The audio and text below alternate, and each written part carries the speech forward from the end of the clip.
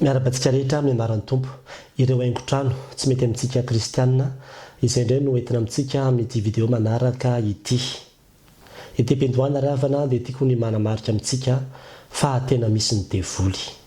Ary ny devoly dia tsy miseho amin'ny endrika mampatahotra sy ratsy izay tsy hitiavantsika azy fa tena miafina ambadiky ny zavatra maro isan-karazany mamitaka.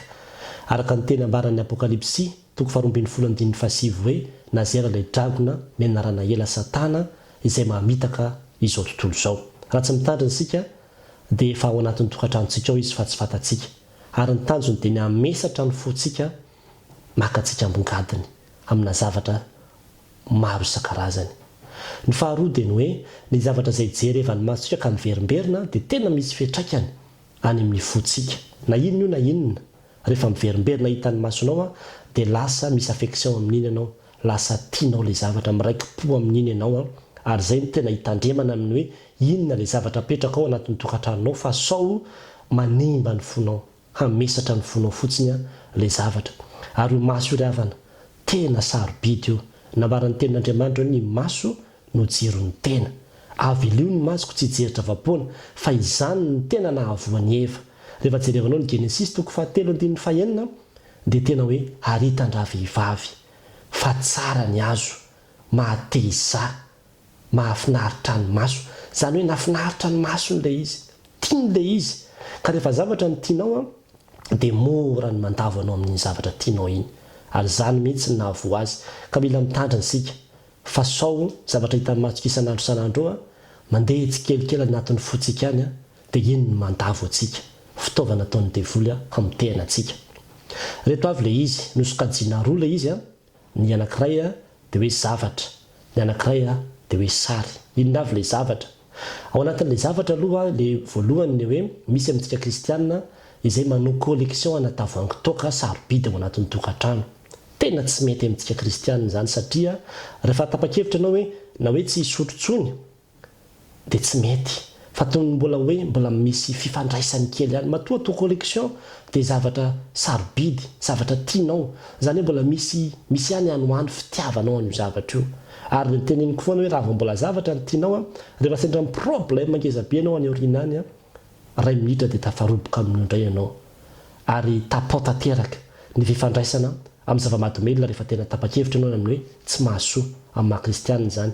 Sady tsy mety koa izany Tsy mety izany amin'ny fitaizana zanaka hoe manan-janaka ianao mitaiza zanaka nefa dia feno tavoahangy toaka atao anatin'ny tokatrano. Ny zavatra faharoa anatin'io zavatra io dia ilay zavatra izay vetaveta, misy endrika vetaveta. Ao anatin'izany ren'ilay karazana haingo-trano bibelô kely na vita amin'ny hazo io, na vita amin'ny tanimanga io, na vita amin'ny porcelaine io, na vita amin'ny vy io, na vita amin'ny inona io na inona nanaovana azy fa misy endrika vetaveta ohatran'ny hoe mibridan-dridana, mitantsatantsaka. Dia rendretrarehetra ireny esoriko koa fa tsy mety. Ny pornographie raha jerevanao ny dikany amin'ny dictionnaire dia hoe izay zavatra rehetra maneho antsiprihan-javatra mamofady, détail obscène, ka tsy voatery vidéo ihany fa na asa sikotra ara dia tena pornographie koa. Ka mila mitandrina isika. Dia ao anatin'izany koa ireo ilay zavatra fahatelo izay maneho endrika ratsy na devoly mihitsy. Toy ny hoe sary bibelô koa na haingo-trano izay hoe dragona na bibiolona na vampira na devoly misy tandroka na olona misy rambo ohatran'ny olona hafahafa.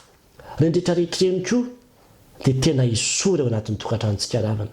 Fa hafahafa ihany izany hoe hivavaka ianao dia eo amin'ny bahut anao eo na eo amin'ny latabatra anareo eo misy dragona vita amin'ny hazo. Tena hafahafa izany. Isory ao anatin'ny tokatranontsika fa tsy mety amintsika Kristiana koa izany. Dia ao anatin'izany koa rahalay fitaovana izay mety hoe tsy misy endrika fa ohatran'ny hafahafa mampatahotra ilay endrika an'ilay izy.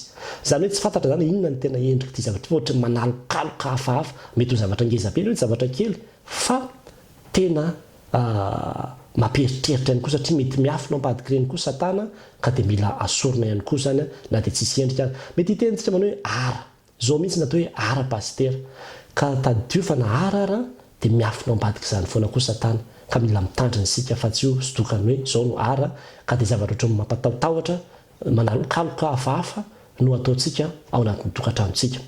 Zay aloha ny fitaovana ay mbola misy le fitaovana zay misy marika koa, misy marika tena hoe marika satanika mihitsy toy ny hoe 666 na sarina devoly misy rambo na sarina azo fijaliana mivadika na sarina karandoa sy ny maro tsy voatanisa ro le sinina franc-maçon samy hafa zay mbola tsy ho resahantsika eto fa amin'ny fotoana manaraka no resahantsika azy dia renydretrarehetra reny so dia hoe vera na kopy na rideau na inona dia asina nireny sarisary reny fa tena tsy mety amintsika kristiana fa aza manome fitoerana ho an'ny devoly. Zay aloha ny zavatra fa iresaka indray tsika zao ny amin'ireo le sary samy hafa ihany koa zay ataontsika haingo-trano ihany koa nefa dia tena tsy mety amintsika kristiana.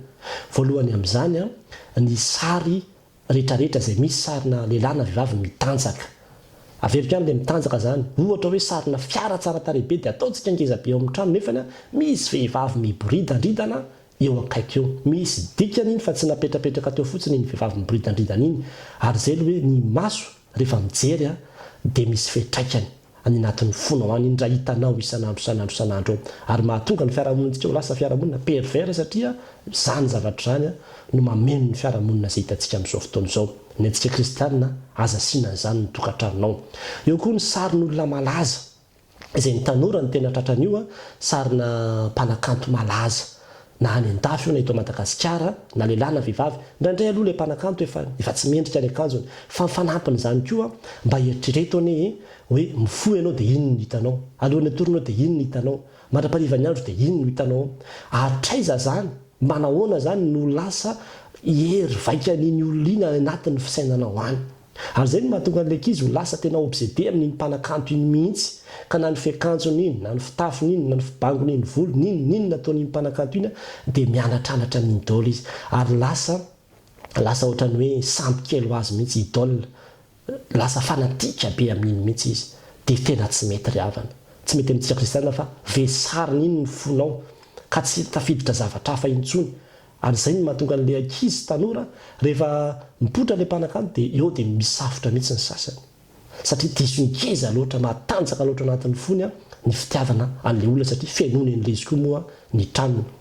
Ao anatin'izany koa nefa ny sary na olona malaza dia mety tsy ho mpanakanto fa tena hoe mpanao politika na inona na couleur politika misy ianao dia za dia tena miteny amintsika kristiana ny sarina mpanao politika aloha ny mpirom-panjakana nisy anazy fa aza atao anatin'ny tokatranontsika tsy manindry olona manokana anatin'izany fa niza mpanao politika dia tsy mety amintsika kristiana satria lasa atanjaka be onkeza be ao anatin'ny fonao io olona io raha ohatra ka ataonao sary ngeza be hojerevana isanandro anatin'ny tokatranonao ao ary zany no mahatonga antsika ho lasa anatin'ny tafiditra anatin'ireny lasa fanatisma be reny, lasa mahatonga antsika ho lasa tsy haitohina eo fa tonga dia rombotra tezitra manompa mihitsy raha voakitika kely fotsiny le mpanao politika satria efa nataontsika ngeza be anatin'ny fotsika izy.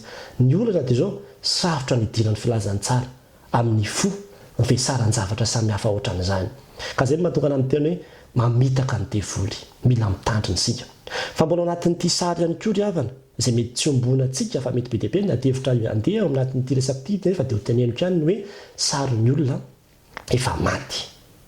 Za manokana ravina dia tena resy lahatra fa ny tokatranontsika dia tokony hanehoana fahavelomana fa tsy fahafatesana ny tokony hito anatin'ny tokatranontsika ary raha jerevanao ny baiboly dia tena tsy biblika mihitsy ny fahatsiarovana ny olona efa maty.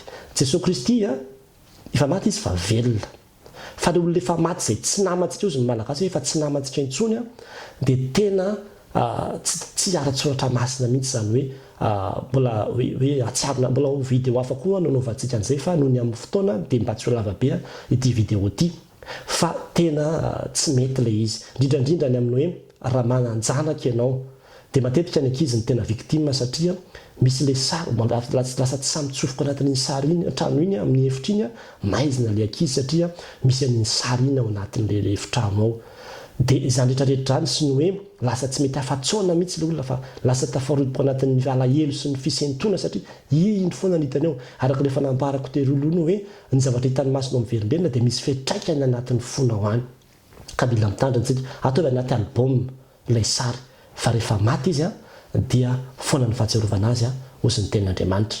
Mbola ady hevitra be koa zay fa dia izay aloha no ambara amintsika. Rehetrarehetra reny dia tiana ambara amintsika dia ny hoe miditra ny anatin'ny tokatranontsika amin'ny fomba samihafa Satana mamesatra ny fotsika, ary raha tsy mitandrina isika dia tena lasa nanongadina ny fotsika. Koa dia mampitandrina antsika Kristiana ry havana, fidio ny zavatra apetraka ao anatin'ny tokatrano. Inona raha ny tokony apetraka ozy izy ianao?